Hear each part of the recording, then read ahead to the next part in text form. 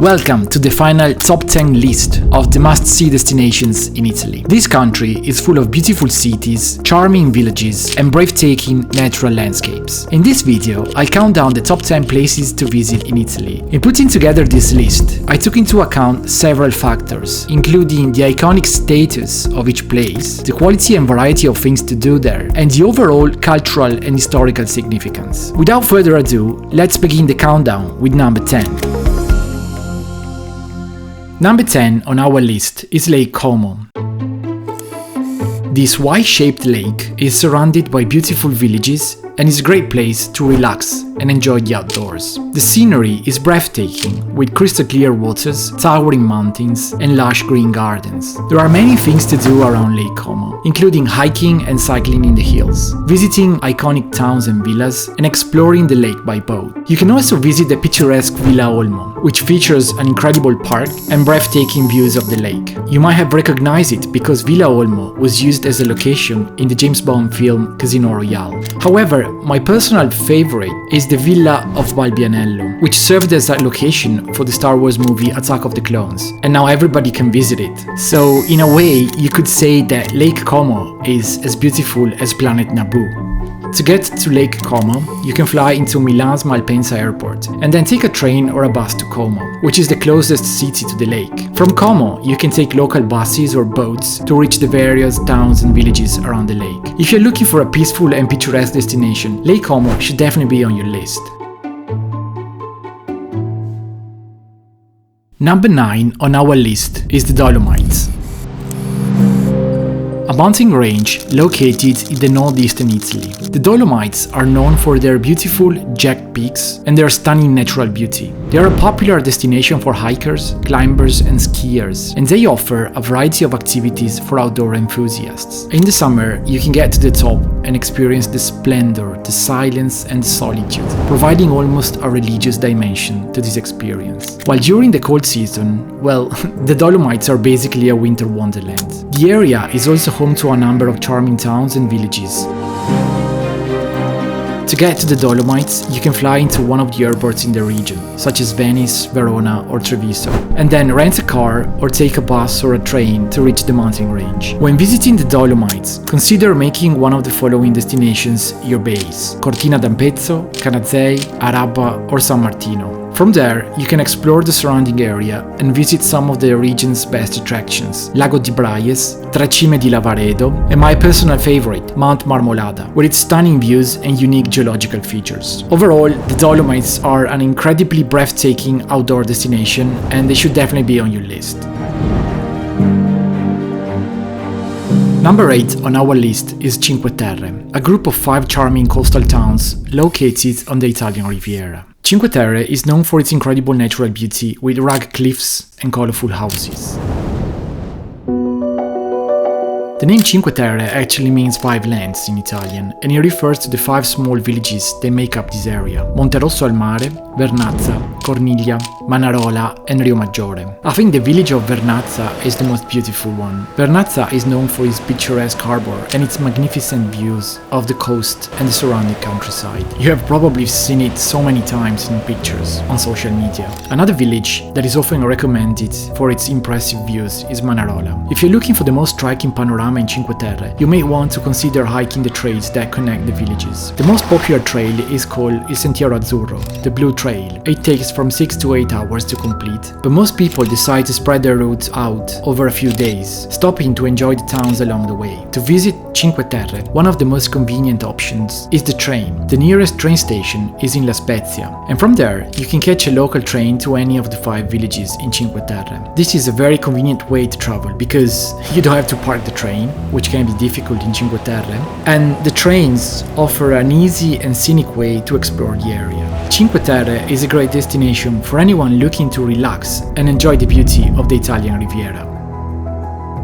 Number 7 is Puglia. Puglia is also known as Apulia, and is a region located in the hill on the eastern coast of Italy. It is a popular tourist destination known for its beautiful beaches, ancient towns, and really delicious food. If you enjoy spending time at the beach, then the Gargano Peninsula is a must-visit destination. While there, you can stay in one of the fishing villages in the area, such as Vieste or Peschici, or enjoy the beach in one of the many resorts along the coast. Polignano a Mare is another great seaside village. One of the main attractions in Polignano a Mare is the spectacular cliffs that overlook the area, which are a popular spot for diving and cliff jumping. If you dare.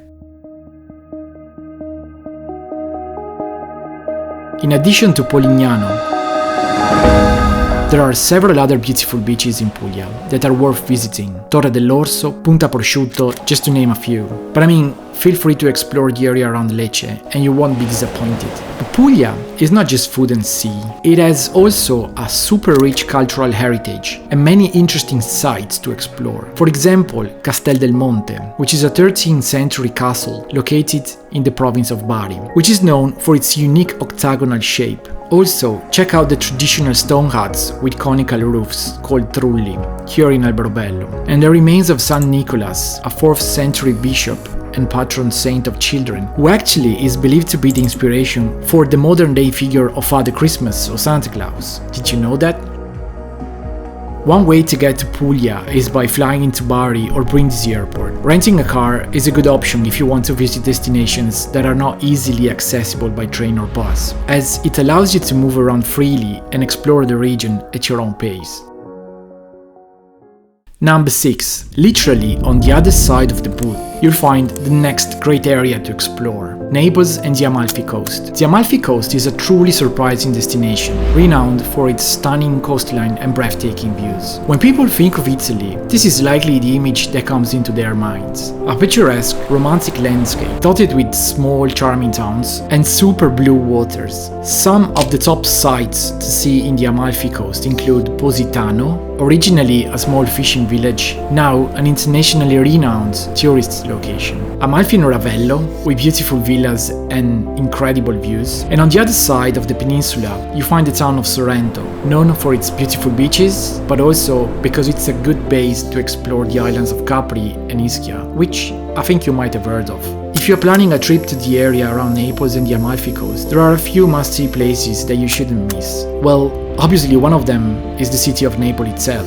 Naples is known for its rich history, pizza, and a lively atmosphere. Hanging over Naples is the incredible Mount Vesuvius. If you're feeling adventurous, you can climb to the top of the volcano and enjoy the views of the surrounding area. And, of course, you can't miss the opportunity to visit the ruins of Pompeii, to see what would actually happen if Vesuvio had a bad day. Pompeii is one of the most well-preserved ancient cities in the world and a UNESCO World Heritage Site. The best way to get to this area is to fly into Naples Airport, and from there you can either rent a car or travel by bus or train.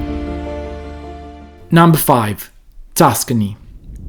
Carlo Levi, an Italian writer and painter, once said that Tuscany is the most beautiful region in Italy, the one that has the most history and the most art and the most extraordinary landscapes. I promise you, if you see Tuscany, you want to retire, buy a farm and make wine for the rest of your life. For sure, Tuscany is the cradle of the Renaissance. The rolling hills, the cypress trees, the olive groves, the vineyards, the medieval towns, and the magnificent cities of art are all elements that contribute to the charm of this region, making it one of the most popular destinations in the world. Some of the top sites to see in Tuscany include Florence, the birthplace of the Renaissance and home of many world-renowned museums and art galleries. Siena, a medieval city known for its historic center and rivalry with Florence. Pisa, famous for its leaning tower and beautiful medieval architecture. The best way to visit Tuscany, in my opinion, is by car. Simply arrive in Florence or Rome, rent a car and hit the open road. From there, the possibilities are endless. Follow your whims, take detours to discover hidden gems, and immerse yourself in the rich history and superb natural beauty of this region. That's the true magic of this incredible place. Number 4. Florence. Florence is a city of unparalleled beauty and cultural significance and needs a chapter on its own. It also doesn't need any introduction, to be honest. There is no place like Florence. No matter how many times I visit it, I'm always struck by its beauty and I learn something new. One of the top reasons to visit Florence is to see art and architecture. The city is home to many iconic landmarks, including the Duomo, a beautiful cathedral with a distinctive red tile dome and intricate marble details. The city is also home of the Uffizi Gallery, one of the oldest and most famous art museums in the world. Uffizi has an impressive collection of works by artists such as Leonardo da Vinci, Michelangelo and Raphael, but in my opinion, no visit to Florence is complete without taking in the views of the city from Piazzale Michelangelo. Just take a look. Number 3. It's easy. If you've never been to Italy and you can only visit one place, that needs to be Rome. There's simply no other city that can compare to Rome's rich history, both in Italy and everywhere else. There's a reason why it's called the Eternal City. It was founded in 753 BC, and despite its many changes and challenges over the years, Rome has managed to maintain its cultural and historical significance, and it remains a vibrant and thriving city to this day. Rome is the capital of Italy, and it's home to the Vatican City, which is a small independent city-state that is the seat of the Roman Catholic Church and the residence of the Pope. The top things to see in Rome are obviously the super famous Colosseum, which is basically an old-time stadium built in the 1st century BC, where people used to fight and lions were served dinner. The Pantheon, which is an incredible Roman temple of all gods, with the largest unsupported concrete dome in the world, still today. The iconic Trevi Fountain, the Roman Forum, and St. Peter's Basilica, literally the biggest church in the world. In addition to these must-see attractions, I recommend also taking the stunning views of the city from the Aventine Hill, the Capitoline Hill, the Gianicolo, the Palatine, and from the dome of St. Peter's Basilica. So, is Venice better than Rome? Is it not the other way around? Well, obviously it's a matter of personal preference. Both cities have their own unique charms and are worth visiting. However, I think Venice stands out as being so different from any other city in the world. Everywhere you look in Venice, it feels like magic. It can be mysterious sometimes, and unsettling in the winter when it's foggy and humid. And it can be romantic and bustling in the summer, even when it's full of tourists. Venice also needs to be conquered by food. Yes, you can go around with gondolas and traghetti, but ultimately, it's a city that has to be explored on foot. If you are visiting Venice, I recommend starting your journey by walking from the train station towards San Marco and finding your way following the yellow signs. Getting lost in the city's narrow streets and discovering new angles is part of the fun. Once you are in San Marco, be sure to visit the Doge Palace, the San Marco Cathedral, and many churches and museums that the city has to offer. Don't forget to take the ferry and visit the other beautiful small islands of Murano, Burano, and Torcello, each with its own quiet scenes and smaller local communities. One of my favorite experiences in Venice is to walk from San Marco towards Giardini early in the morning. The lights and the atmosphere at that time are truly special. So we finally arrived at number 1 of this list, Sicily. Sicily is not Italy, it's Sicily. It's like Italy, but in its own way. There is something about the weather, the atmosphere, the culture, which makes it incredible. When I went there for the first time, I thought the light was different. It looked as if all my life I was looking at life through a TV, but Sicily? No, Sicily is like a movie screen. If you're planning a trip to Sicily, there are many things you don't want to miss. You can visit the ancient ruins of Agrigento, explore the streets of Palermo, enjoy beautiful beaches along its coastline like San Vito Lo Capo, Cefalù or Cala Mosche, or try its most delicious food, which is heavily influenced by the island's history and cultural roots from both the Normans and the Arabs. For me, the best place in Sicily is Taormina. Its stunning location on a hill overlooking the Mediterranean Sea, its charming streets and squares, and its rich history and culture makes it an incredible location and something you will remember for all your life. You can go there, rent a motorbike, and visit the surrounding area. From the top of Mount Etna, the highest volcano in Europe, to the small villages of the surrounding hills. Just amazing. So yeah, there we have it, the best places in Italy. I'm curious to know if you agree with me. Did I tragically leave something out? Let me know in the comments and don't forget to subscribe for other videos like this one. Additionally, if you enjoy content about Italy, be sure to check out our other videos about Italian coffee and Italian wines on our channel. Let us know if you have any suggestions for other topics about Italy that you would be interested in. In the meantime, ciao ciao!